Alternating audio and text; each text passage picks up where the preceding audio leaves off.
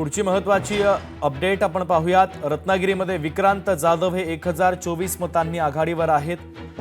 विक्रांत जाधवांच्या संदर्भातली ही अपडेट। आसगोली जिल्हा परिषद गटातून विक्रांत जाधव हे आघाडीवर आहेत।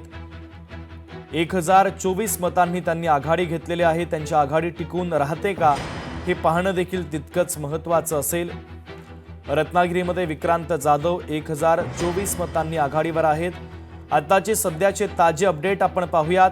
731 पैकी जिल्हा परिषदेचे 396 कल हाती आले। भाजप 140 जागांवर भाजपने मजल मारलेली आहे। शिवसेना हा 91 जागांवर आहे, तर राष्ट्रवादी 85 जागा, काँग्रेस 29, शिवसेना उद्धव बाळासाहेब ठाकरे पक्ष 20, शरद पवारांची राष्ट्रवादी 7 आणि इतरांच्या पारड्यामध्ये 24 जागा आहेत। तर पंचायत समितीच्या निकालांचा जर आपण विचार केला 125 पैकी 92 जागांचे निकाल हाती आले। भाजप पंचायत समितीमध्ये सुद्धा मोठा पक्ष 30 जागा भाजपच्या पारड्यात आहे। शिवसेनेकडे गेलेल्या आहेत 17 जागा, राष्ट्रवादी अजित पवार पक्ष 20, काँग्रेस 8, शिवसेना उद्धव बाळासाहेब ठाकरे पक्ष 5, राष्ट्रवादी शरदचंद्र पवार पक्ष 11 आणि इतरांच्या खात्यात 1 जागा।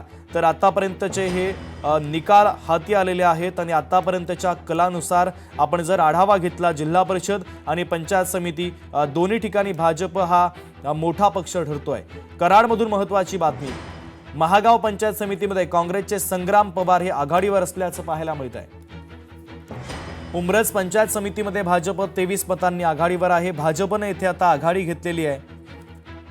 विंग जिल्हा परिषदेमध्ये 3 जागांवर भाजपने आघाडी घेतलेली आहे, त्यामुळे आघाडी टिकवून ठेवली जाते का आणि भाजपचा विजय होतो का हे पाहणं महत्त्वाचं आहे।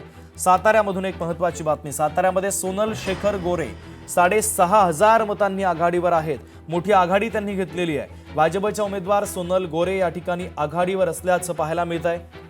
साताऱ्यामधील अत्यंत महत्त्वाची ही मोठी बातमी। 6500 मतांनी सोनल शेखर गोरे यांनी आघाडी घेतलेली आहे।